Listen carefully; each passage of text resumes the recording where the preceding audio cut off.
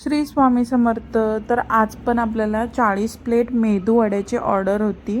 तर आपण न हार मानता आपण ही ऑर्डर आपली घरी केली आणि डिलिव्हरी दिली। तर आज आम्ही मॉर्निंगलाच उठून मेंदू वड्याचं प्रिपरेशन केलं एका साईडला आणि एका साईडला दुकानाची तयारी केली।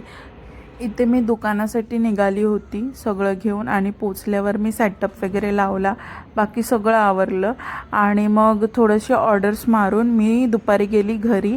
थोडासा मसाला संपत आला होता म्हणून घरी जाऊन पहिला मसाला काढला आणि त्याला ग्राइंड वगैरे करून मसाला बनवून घेतला।